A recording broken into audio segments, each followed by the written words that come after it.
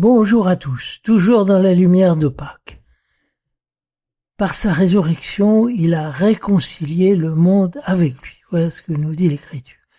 Nous n'y faisons peut-être pas attention, mais dans les paroles de l'absolution que le prêtre prononce sur nous quand nous avons confessé nos péchés, il y a cette petite phrase qui nous dit « Par la mort et la résurrection de son Fils, il a réconcilié le monde avec lui ».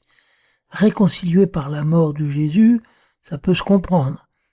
Mais pourquoi la résurrection ? Allant dans le même sens, il y a ce que nous entendons ce dimanche dans la première lecture.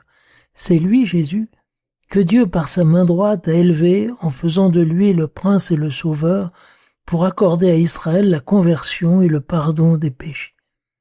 La résurrection et l'ascension sont mobilisés pour nous convaincre que Dieu a accordé à Israël, et à nous aussi à leur suite, la conversion et le pardon des péchés. Comment comprendre ? Commençons par une remarque de vocabulaire. Il s'agit dans le texte grec de la rémission des péchés, pas du pardon. Le mot pardon est d'ailleurs assez rare dans les évangiles. Le pardon serait le bon sentiment qui met fin à une brouille. Mais la rémission, c'est le rétablissement de l'ordre compromis par le péché. Mais en quoi la résurrection fait-elle avancer la question ? Pour y répondre, remettons-nous dans la situation des gens de Jérusalem au lendemain de la passion du Christ. Quand Pierre prend la parole devant la foule au balcon du Cénacle, il a devant lui des gens qui viennent de vivre la mise à mort de Jésus de Nazareth.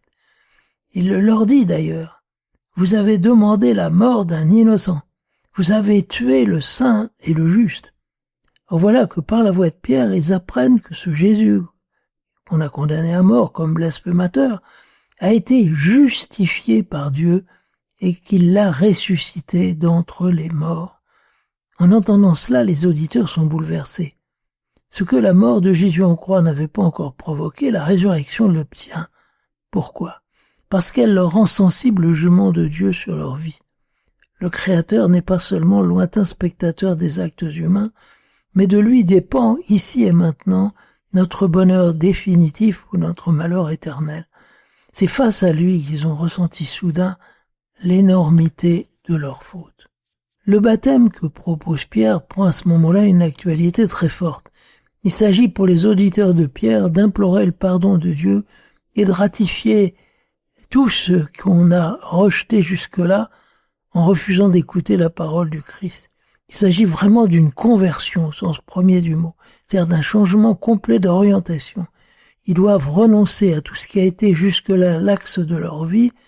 Il leur faut reconnaître qu'ils ont fait fausse route et s'accrocher désormais à ce Jésus qui peut seul les tirer de l'aveuglement où ils sont et leur redonner une place dans l'amour du Père. La réconciliation avec Dieu, ce n'est rien moins que cela. Ce n'est pas un simple blanchiment, un coup d'éponge passé sur nos fautes. C'est un baptême dans les larmes. Il a fallu quelque part mesurer notre néant et la grandeur de Dieu pour que notre demande de pardon soit sérieuse. Et cet éclaircissement, c'est l'œuvre propre de l'Esprit Saint en nous. Lui seul peut changer un cœur de pierre en le cœur de chair.